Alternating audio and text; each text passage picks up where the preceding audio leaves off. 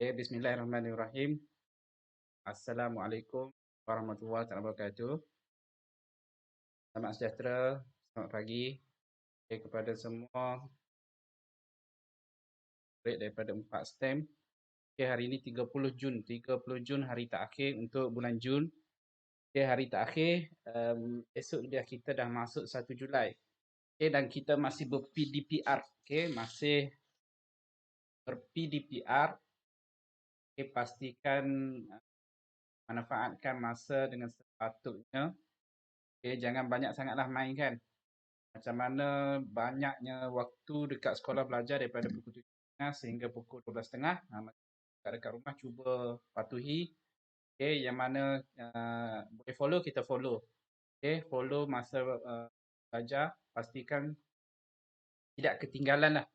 Kalau ada tertinggal mungkin parent ajak pergi mana-mana. Pastikan ganti balik bila dah berada kat rumah lah.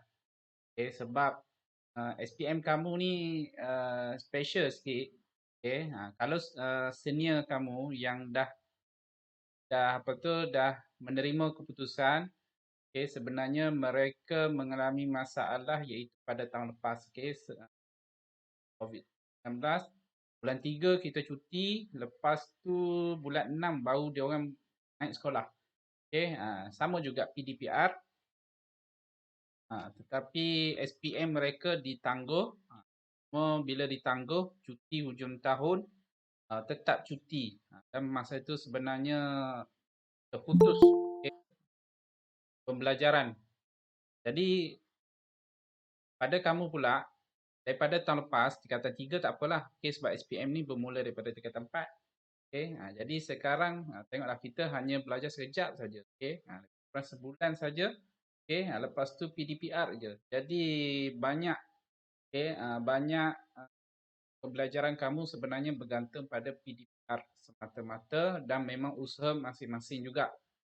Kalau berusaha dapatlah, kalau tak berusaha mungkin dapat sedikit saja. Jadi cubalah bahagikan masa, jangan terasa jangan berasa seronok sangat. Macam sekarang ni macam cuti je, jangan macam tu. Tetap kena teruskan belajar. Cuma pembelajaran adalah di rumah. Bergantung kepada cikgu-cikgu dan kamu perlu ulang kaji lah.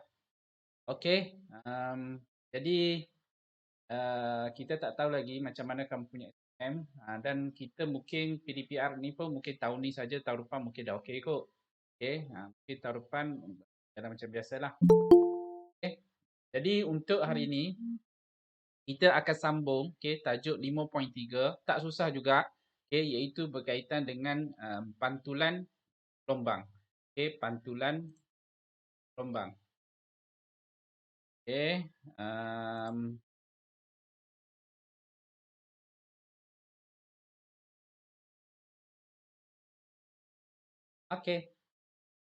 Jadi untuk hari ini pantulan gelombang boleh rujuk buku teks 188.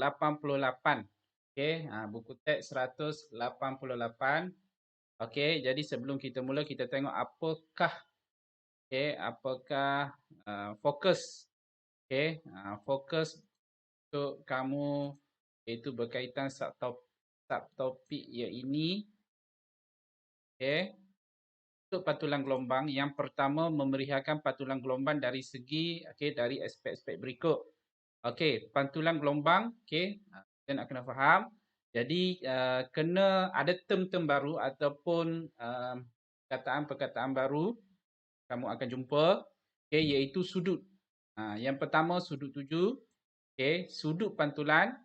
Yang kedua, yang ketiga panjang gelombang. Dah jumpa dah panjang gelombang sebelum ini.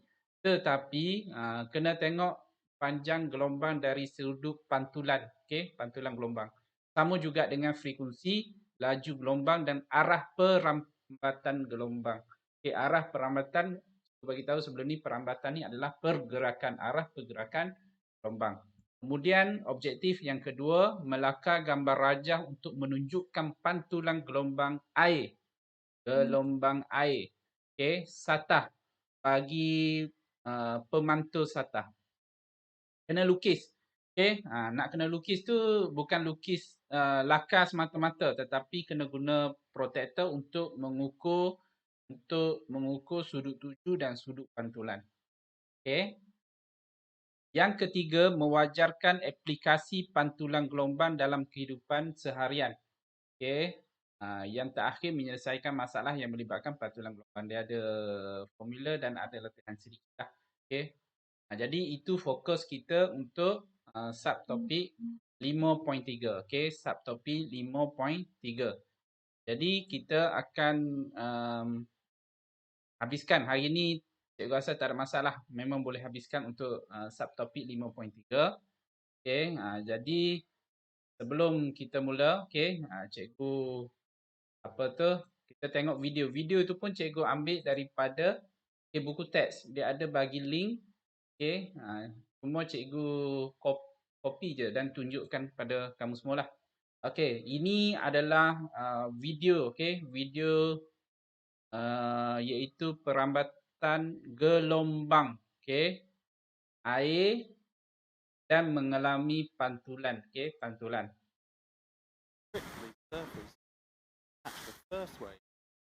Okey, kita tengok.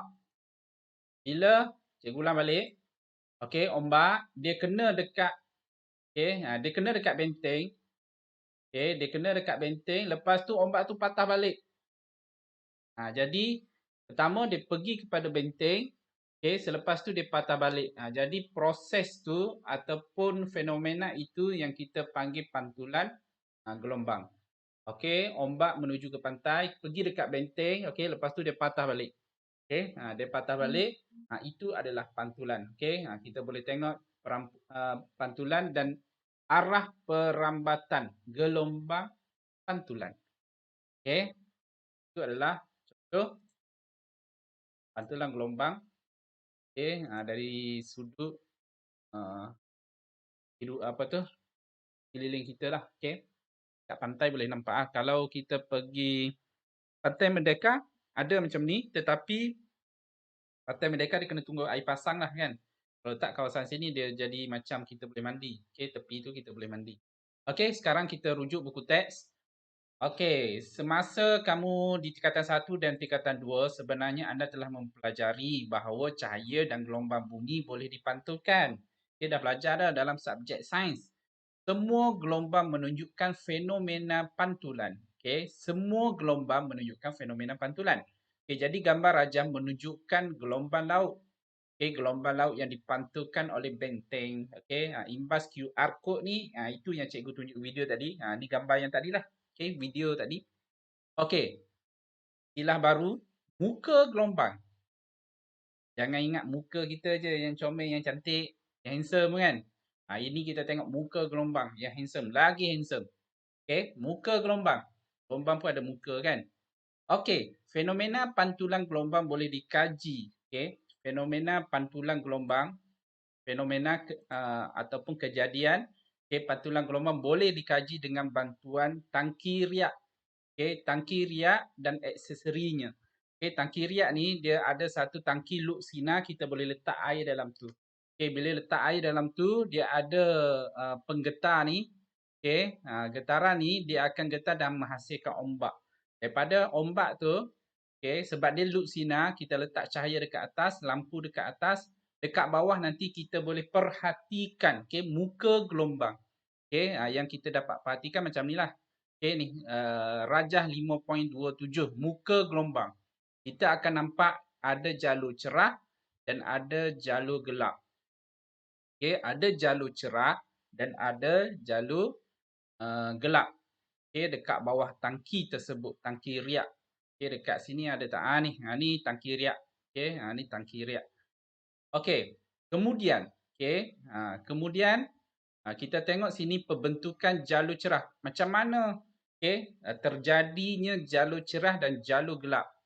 Okey, sinar cahaya ni sebenarnya adalah daripada lampu. Okey, kita letak dekat atas ni lampu. Jadi lampu pergi kepada ombak. Ombak ni memang kita setting pada alat yang dekat sini dengan frekuensi yang sama. Okey, bila terjadi ombak, cahaya ni dia akan terkena kepada ombak tersebut. Okey, kalau kita tengok bentuk ni adalah sfera bagi kanta cembung. Okey, kanta cembung. Okey, kanta cembung sama dengan kanta pembesar. Okey, kanta pembesar dalam lab tu. Okey, cuma ni separuh. Okey, separuh. Okey, jadi dia menumpu cahaya yang kena pada kawasan yang berombak. Okey, yang mana kalau kita tengok kita belajar sebelum ni, ini kita panggil puncak. Yang ini kita panggil lembangan. Okey. Kita tengok kawasan sini. Okey, ini cembung. Jadi macam kata cembung juga dia menumpu pada satu tempat. Jadi cahaya yang kena dekat atas ni dia merambat melalui medium udara dan medium air. Okey, medium cecair ni kemudian berlaku ni sebenarnya ni pesongan ni arah sepatutnya dia straight tapi bila ada air ni dia terpesong. Ini nanti kita akan belajar iaitu yang kita panggil pembiasan. Ni cikgu salah buka ni pembiasan. Pembiasan 5.4. 5.4 kita 5.3 pantulan. Okey, kita akan belajar iaitu 5.3.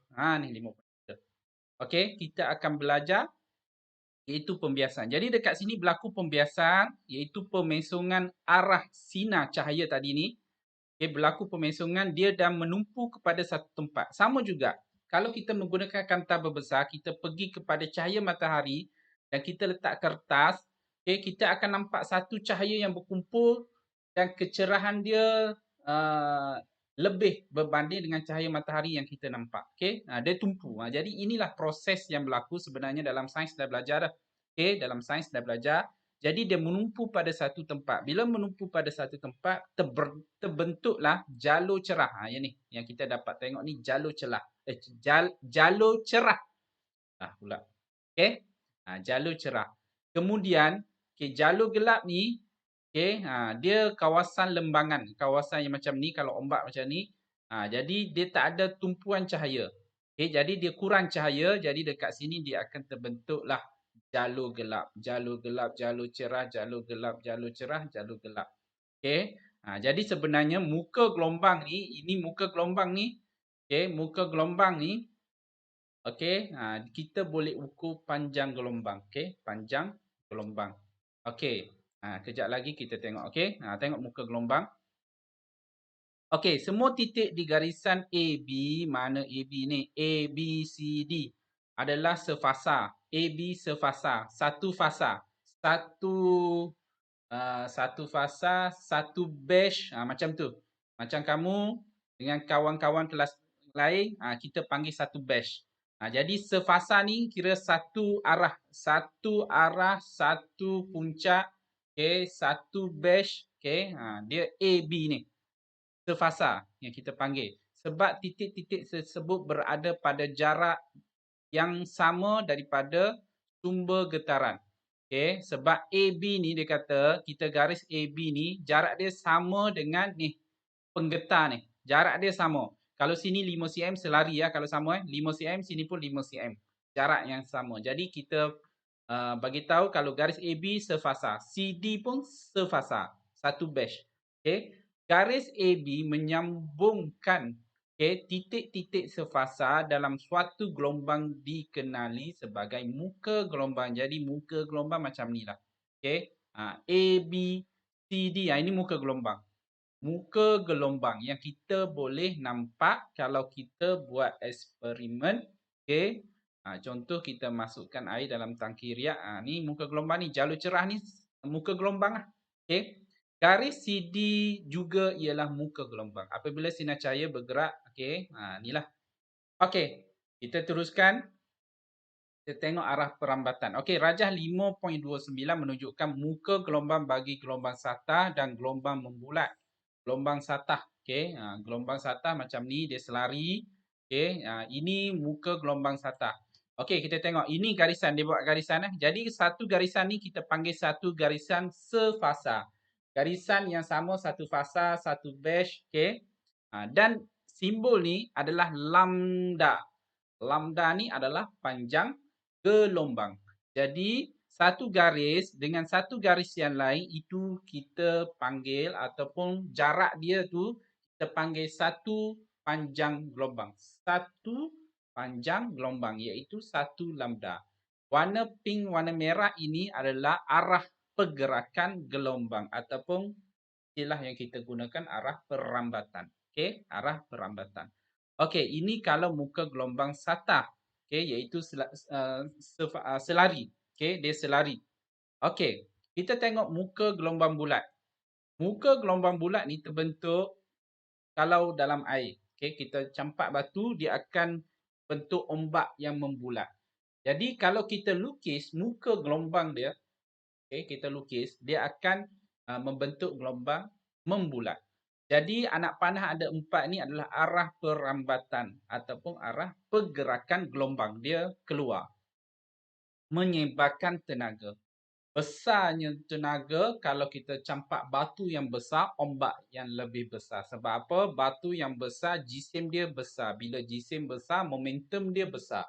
Momentum besar ni adalah salah satu contoh tenaga, satu tenaga. Okay, jadi tenaga pun bergantung kepada jisim dan halaju. Sebenarnya kalau nak ukur tenaga, contoh kalau tenaga kinetik E sama dengan 1/2 MV kuasa 2. Tenaga kinetik. Jisim, halaju. Sama juga batu besar, batu kecil kalau kita campakkan dengan laju, dia membawa tenaga yang besar. Okey, tenaga yang besar. Okey, jadi ini arah perambatan gelombang. Okey, kemudian 1 lambda pun sama. Okey, satu muka gelombang dengan satu muka gelombang yang lain. Arah perambatan gelombang adalah serenjang dengan muka gelombang. Okay, panjang gelombang lambda adalah sama dengan jarak antara dua muka gelombang yang berturutan. Okey, setakat ni ada soalan? Ada soalan tak?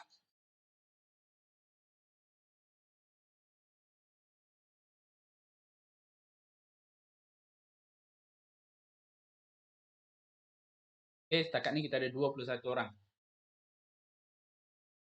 Ada orang tak ni? Ingat je. Cikgu. Ya, ya, ya. Contoh untuk gelombang bulat. Contoh. Contoh gelombang membulat. Ya. Okey. Contoh kalau yang kita boleh nampak ni, kita campak batu dalam air. Campak batu dalam air, bentuk gelombang air. Gelombang air yang membulat. Okey, campak batu. Okey, kalau dari segi sudut gelombang yang kita tak nampak, gelombang radio ke, kalau pemancar dia berbentuk area yang mana dekat hujung saja dipancarkan gelombang, sama juga. Okey, jadi gelombang tu dia membulat. Dia tersebar 360 darjah.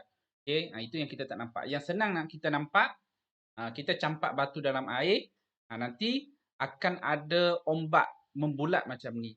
Jadi ombak tu yang kita nampak tu, itu adalah gelombang air. Okey, gelombang air yang membulat. Okey, gelombang air membulat. Kalau ombak di tepi pantai, okey, gelombang dia adalah satah.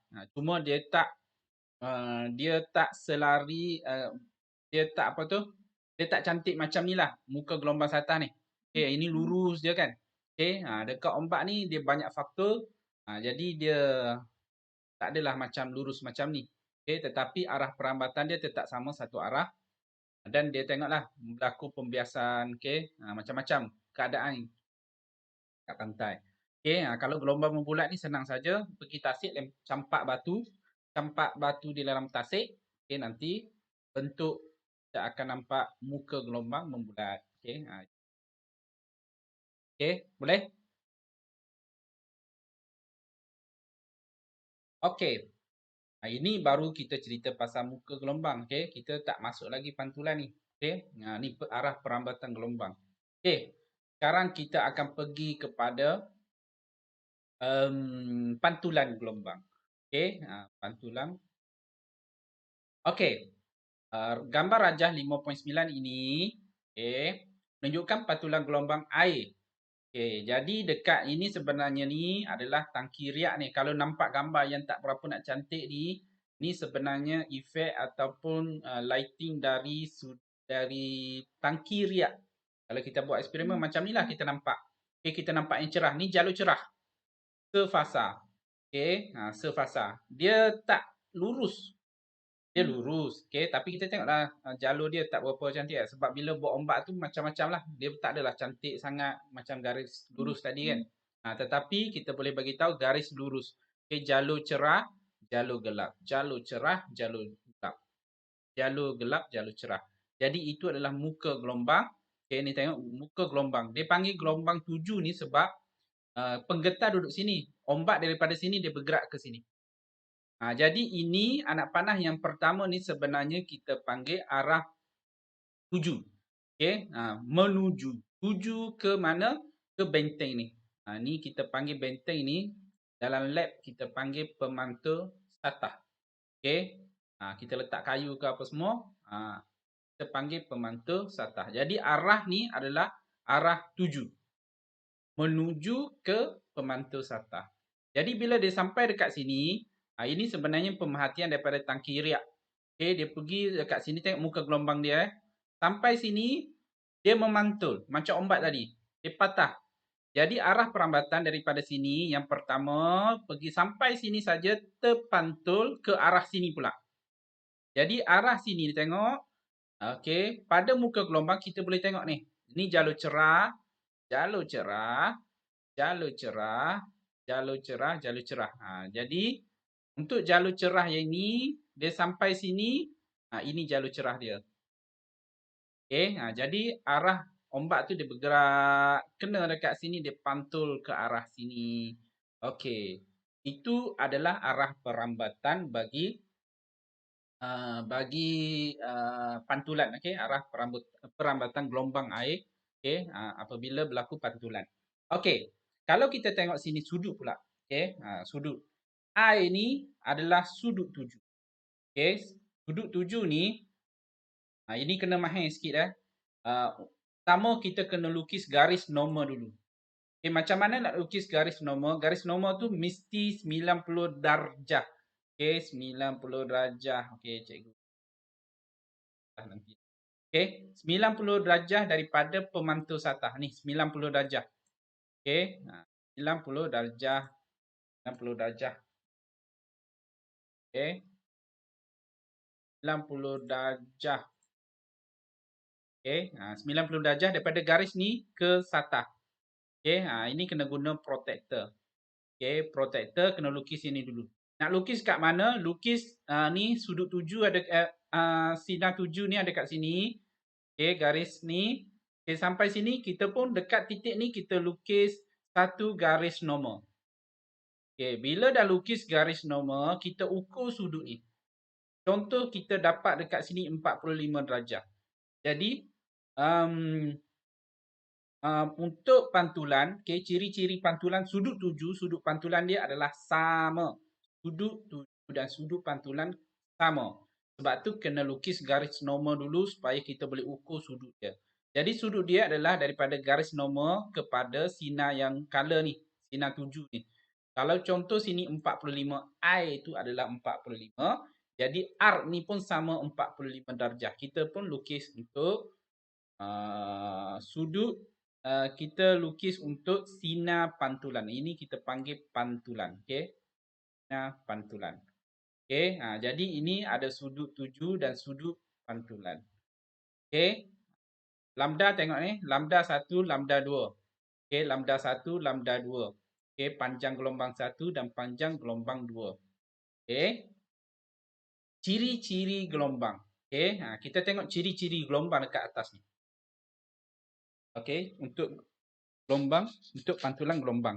Kita start ke 8.30. So kita start pukul 8 sampai pukul 9. Okay. Jangan tidur, jangan mengantuk. Okay. Jangan lena. Okay. Pastikan tumpuan. Okay. Kelas sedang betul. Kan. Rakaman disediakan selepas habis nanti baru cikgu upload. Okay. Ciri-ciri. Okay. Ciri-ciri pantulan gelombang air satah oleh pemantul satah. Okay. Sudut tuju dan sudut pantulan. Cikgu dah cerita tadi. Sudut tuju dan sudut pantulan adalah sama. Okay. Sudut tuju, sudut pantulan sama. Panjang gelombang. Tengok panjang gelombang sini dia label lambda 1, lambda 2. Itu pun dah menunjukkan. Okay. Ni lambda 1 ni adalah lambda sebelum pantulan. Lambda 2 ni selepas pantulan. Okay. Dia label lambda 1, lambda 2. Okay. panjang gelombang adalah tidak berubah. Okey, tidak berubah lambda 1, lambda 2. Okey, kerana frekuensi yang sama. Okey, frekuensi dia pun sama, tidak berubah. Okey, frekuensi sama dengan 1/T. Okey, 1/T. Okey, 1/T. Laju gelombang. Okey, laju gelombang pun sama, tidak berubah. V sama dengan F lambda. V sama dengan F lambda. Kalau F dengan panjang gelombang tak berubah, sama juga laju gelombang tidak berubah. Cara kita nak ingat formula untuk laju gelombang adalah V sama dengan F lambda. Jadi F adalah frekuensi, lambda tu adalah panjang gelombang. Jadi dua-dua ni tidak berubah. Nilai dia sama. Bila nilai dia sama, hal laju dia pun adalah sama. Okey, tidak berubahlah. Okey, arah perambatan. Arah perambatan ni arah pergerakan sebelum pantulan dan selepas pantulan. Sama tak kita tengok sini? Tak sama. Iaitu berubah dengan keadaan sudut tuju sama dengan sudut pantulan. Okey. Jadi dekat sini adalah ciri-ciri bagi gelombang yang mengalami pantulan. Okey. Jadi ada berapa? 1, 2, 3, 4. Ada 5 ciri. Okey, ada 5 ciri. Okey. Kita sambung. Ini nak kena lukis. Okey, nak kena lukis. Nak kena lukis. Kita tengok cikgu nak cuba tunjuk video tu. Dia suruh scan tu. Boleh tak? Okey. Nak lukis tu. Kita tak adalah, boleh test sendiri ya, boleh test sendiri dekat rumah. Okey, kamu boleh lukis sendiri. Okey, lukis sendiri. Okey, cikgu cuba on video, cikgu scan tu. Okey, cikgu scan. Okey, tengok Okey, yang pertama kita ada pemantul satah. Okey, tengok pada skrin tu. Okey, dekat atas ni, okey, dekat sini. Okey, ada pemantul satah, kemudian ada gelombang tuju. Ada garis, lepas tu dia garis-garis tu, itu adalah muka gelombang. Okey, muka gelombang. Okey, jadi daripada situ, okey, itu adalah, ni lukis ni dia guna Microsoft Words. Okey, dia lukis. Okey, cikgu bagi tahu tadi garis normal dulu. Yang pertama lukis garis normal dulu, yang mana mesti 90 darjah dengan pemantul satah. Okey, 90 darjah. Kemudian lukis sinar pantulan. Okey, kalau dekat sini dia main lukis je kan. Dia main lukis je, dia tak ukur betul-betul sudut tu. Ini kita panggil lakaran. Okey, lakaran. Jadi kalau nak lukis menggunakan dekat kertas, kena guna protector untuk kita lukis betul-betul lah. Jadi ini sebenarnya adalah lakaran. Okay. Dia nak suruh kita belajar ataupun kita tahu macam mana sebelum dan selepas pantulan. Okay. Cuma dia tak bezakan dekat sini mana sudut tuju ataupun mana garis tuju, mana garis pantulan. Okay. Yang dia sedang lukis tu adalah muka gelombang selepas pantulan. Okay, selepas pantulan. Jadi situ pun dah nampak perbezaan. Okay, nampak perbezaan, iaitu perbezaan ni lah tadi, arah perambatan gelombang. Okay, arah perambatan gelombang. Okay, jadi last kali, sebenarnya nak kita tahu lukis macam ni. Okay, nak kita, okay, macam ni. Akhir sekali kita dapat lukis sebelum dan selepas pantulan. Okey, lepas tu sudut dekat sini. Sepatutnya label lah sudut tuju, sudut pantulan. Ini adalah garis normal 90 darjah dengan pemantul satah. Mesti 90 darjah. Garisan ni kita lukis pada ni, point dekat sini. Jangan lukis dekat sini. Jangan lukis sebelah kanan ke sebelah kiri ke. Okey, mesti lukis pada arah. Okey, arah ni. Okey, arah sinar tuju. Okey, sinar tuju. Jadi ini adalah gelombang tuju, sebelah sana tu adalah gelombang pantulan. Okey, boleh setakat ni. Ini adalah lakaran.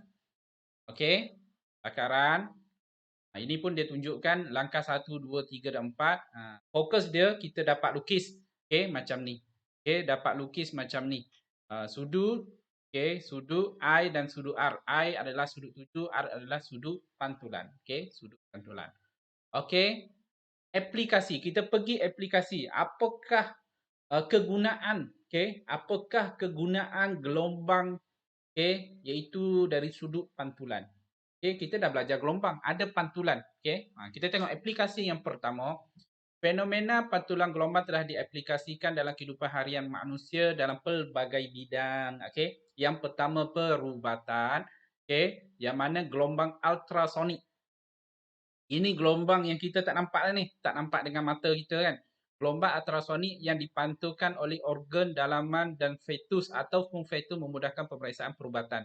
Okey, gelombang ultrasonik ni dia akan pergi pantul masuk dalam badan kita, okey, yang mana kita nak masuk tangan kita nak pergi pegang jantung kita semua tak boleh. Tetapi menggunakan ultrasonik, okey, dia boleh tembus masuk, okey, dan tembus masuk dan dia kesan. Dia tembus semualah organ-organ kita dia tembus. Jadi setiap organ tu dia ada ketebalan yang berbeza, okey. Jadi daripada situ berlakulah pantulan. Okey. Kalau tebal pantulan, jadi sudut dapatlah kita tengok gambar, okey, gambar lebih kurang, okey. Dalaman dia macam mana. Okey, ini contohnya. Sama juga kalau mak kita bila apa tu mengandung, pergi check ultrasound, okey, dapat nampak macam ni. Okey, dapat nampak macam ni. Okey, ini dalam perubatan. Okey, yang kedua, gelombang radio. Okey, gelombang radio. Sama juga, kita tak nampak gelombang tu. Lalu depan kita pun tak nampak. Sebenarnya dekat depan kita pun banyak gelombang. Ada banyak gelombang. Okey. Okey, gelombang radio dari satelit komunikasi yang dipantulkan oleh antena parabola ke horn suapan. Ini sebenarnya dipantulkan, dia pergi pada satu tempat dulu. Dia hantar pada satu tempat. Okey, dia pergi hantar pada satu tempat ataupun parabola ni juga digunakan untuk contohnya untuk dapatkan line telefon kita. Macam dekat sekolah kita BPJ, cuba tengok dekat tangki air tu dekat atas tu dia ada apa tu parabola ada banyak. Jadi dia sebarkan gelombang. Tak tahulah hak milik siapa tu kan. Kalau Celcom, jadi line Celcom tu dia meluas. Sebab tu dia nak tempat yang tinggi. Okey, tempat yang tinggi supaya dapat pantulkan, okey, dapat pantulkan, okey, gelombang. Sebarkan ke semualah, okey. Okey, yang ketiga, teknologi pemantulan ultrasonik yang dikenali sebagai sonar. Okey, sonar. Okey, memang digunakan oleh nelayan ataupun kapal, okey, membantu mengesan kawasan yang mempunyai banyak ikan. Ini dia nak kesan ikan. Pada masa yang sama, teknologi ni juga dia dapat kesan, okey, dasar laut. Okey, kapal contohnya dia jalan, okey, dalam laut. Okey, dia kena teknologi ni ataupun alat pengesan ni diperlukan. Takut dia terlanggar. Sambung juga dengan kapal selam. Kapal selam dia tak nampak pun dalam laut tu gelap kan.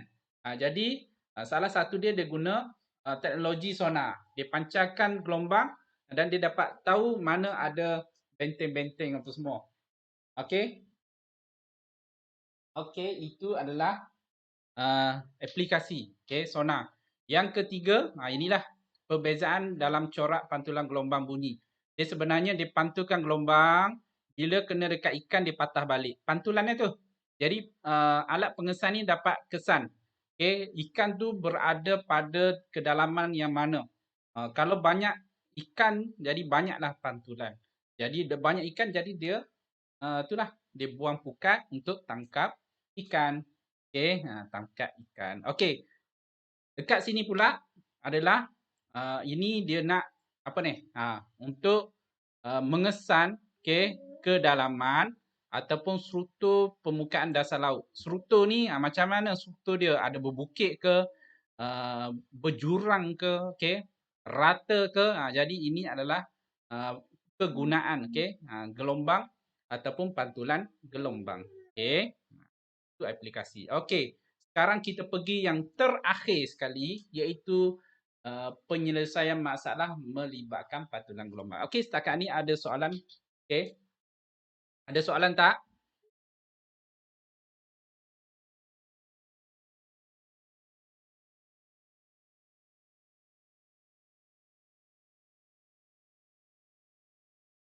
Ada soalan tak kelas? Tak ada cikgu.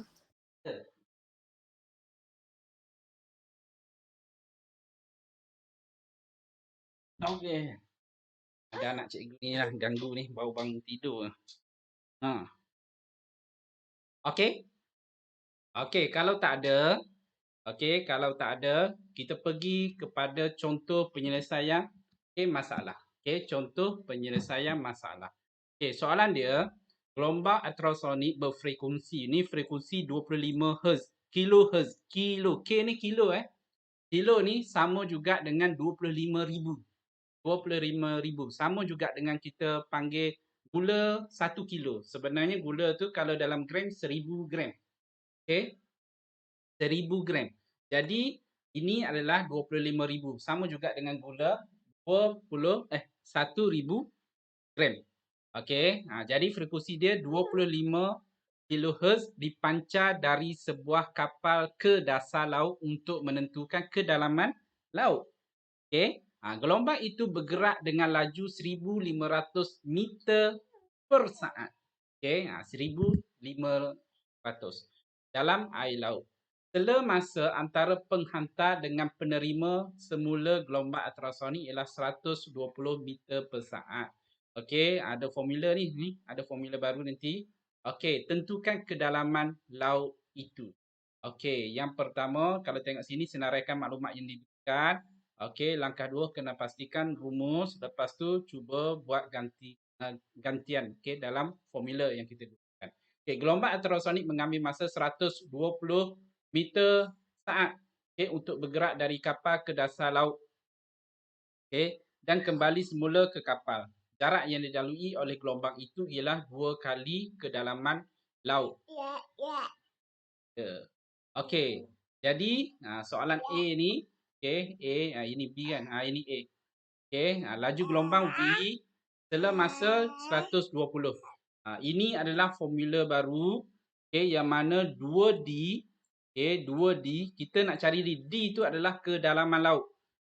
2D sama dengan VT. V itu adalah velocity laju, T itu adalah masa.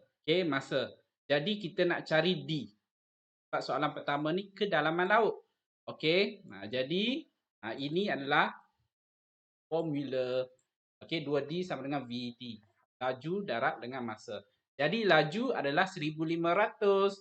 Okey, masa tadi sela masa 120 darab 10 kuasa negatif 3. Okey, kenapa 10 kuasa negatif 3?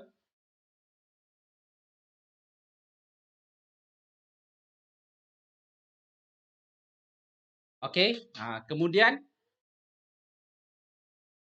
okey, 100 silap tadi ini 120 bukan meter saat. Okey, 120 mili saat. Okey, mili saat. Mili adalah darab 10 kuasa 3. Okey, mili saat. Sebab tu ini adalah 10 kuasa negatif 3 ni adalah mili. Okey, ataupun kita kena tukarlah. Mili saat 0.120. Okey, bahagi 2 ni sebenarnya dekat sini 2D. Okey, dia pergi bawah, jadi bahagi 2 dapat 90 meter. Kedalaman dia adalah 90 meter. Okey, kita ada 10 minit lagi. Okey, sementara tu memandangkan ada gangguan. Okey, gangguan anak cikgu nak susu. Okey, jadi cikgu buat susu sekejap. Cikgu bagi link kehadiran. Okey, boleh rujuk dekat ruangan mesej. Okey, isi link kehadiran dulu, isi kehadiran. Hari ini kita ada 22 orang. Okey, mohon isi kehadiran hari ini. Kejap lagi cikgu baca. Siapa yang diisi cikgu akan baca. Okey, kejap lagi cikgu datang balik. Sekejap.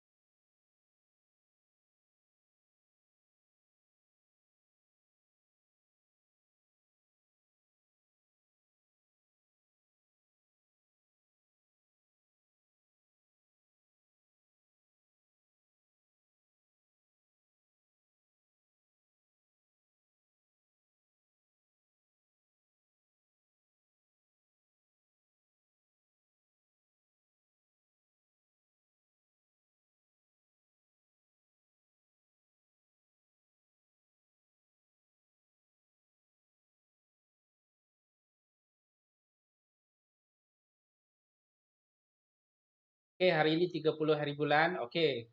Kehadiran yang dah isi adalah Nur Zulaikha Fatin, Nur Fatin Najihah, Nur Anisa Ilyana, Hazwani, Syafiqah, Nisha, Puja, Ain Syafirah. Okey, Nur Fazana Nadirah, Ahmad Aikal, Hazwani, Nur Salihah, Nur Wadinatul, okey, Nur Syahirah, Nur Batrisha. Okey, setakat ni yang dah isi. Fatin Nawarah awal tadi. Okey, Aimi, okey baru isi. Okey, setakat ni kita ada 17 orang baru isi kehadiran. Okey, kita sambung yang tadi. Okey, kita sambung. Okey. Jadi tadi kita dapat 90 meter. Okey, formula yang kita gunakan ni sebenarnya formula sama ada nak yang ini, tapi kalau formula yang ditunjukkan sebenarnya ni kedalaman ni. Okey, highlightkan ini. Okey, untuk formula kedalaman, okey, biasanya kedalaman adalah dalam laut lah. Okey, D sama dengan VT bahagi dengan 2. V adalah laju gelombang. Okey, laju gelombang. T adalah masa. Okey, masa dia pergi dan patah balik tu berapa jumlah masa dia. Kalau dekat atas soalan ni adalah 120 mili saat. Okey, 120 mili saat. Lajulah. Okey, tak sampai 1 saat pun. Tak sampai 1 saat. Okey, jadi kita dapat ukur kedalaman menggunakan prinsip ni lah. Okey, kemudian kita dapat jawapan 90 meter. Okey, soalan yang kedua. Okey, tentukan panjang gelombang ultrasonik tersebut. Jadi ini kita menggunakan formula asas. Okey, formula asas dalam gelombang iaitu V sama dengan F lambda. Ini adalah formula asas iaitu V sama dengan F lambda. Yang mana V itu adalah laju gelombang, F adalah frekuensi, lambda adalah panjang gelombang. Yang kita nak cari adalah panjang gelombang. Jadi panjang gelombang kita nak cari, kita masukkan nilai, gantikan saja 1500. Lepas tu frekuensi diberikan, frekuensi 25 kHz. Jadi darat 10 kuasa 3 ni, tengok, 25,000 lah. Ataupun tulis dekat situ 25,000. Kita nak cari lambda. Jadi yang cikgu highlightkan ni kita hantar ke sebelah kiri. Ini darab dengan lambda. Hantar sebelah sana jadi bahagi. Jadi kita terbalikkan dia jadi lambda sama dengan 1500 bahagi dengan 25,000.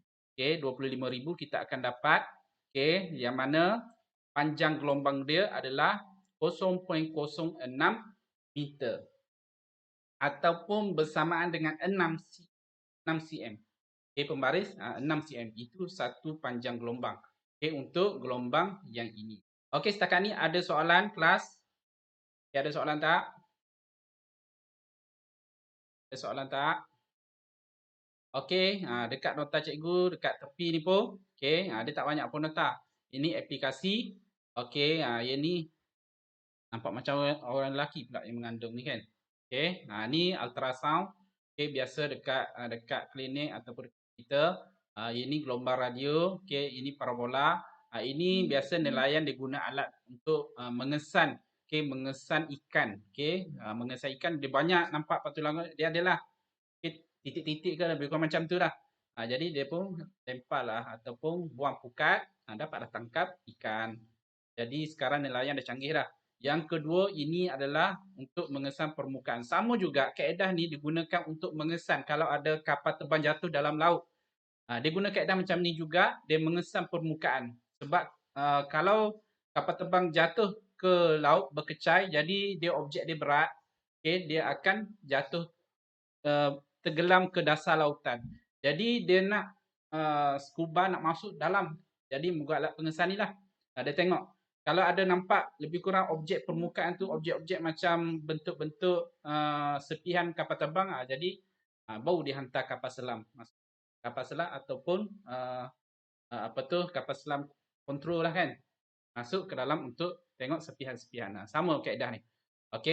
Jadi ni adalah formula D ni. Ni sebenarnya D ni. Dia tak boleh tak D dia. D sama dengan VT bahagi dengan 2. Jadi D ni kedalaman, jadi V tu laju, T tu masa. Dan ini ada latihan. Nanti next class kita akan pergi pada pembiasan gelombang. Okay. Kita ada banyak subtopik. Bab yang kelima ni. Okay. Kita ada banyak subtopik. Okay. Nanti kita akan pergi satu persatu. Pastikan lepas ni buat ulang kaji. Latihan formati ni bolehlah ulang kaji. Okay. Ulang kaji cuba buat. Dan semak jawapan dekat belakang. Okay. Ada soalan setakat ni? Alia Maisara, Nur Anissa baru isi kehadiran. Okey, setakat ni yang dah isi kehadiran adalah 19 orang. Okey, masih ada. Allah, sorry tak nampak nota. Pokoknya lupa padam. Okey. Okey. Okey, ada soalan setakat ni? 8.58. 8.58. Bismillahirrahmanirrahim.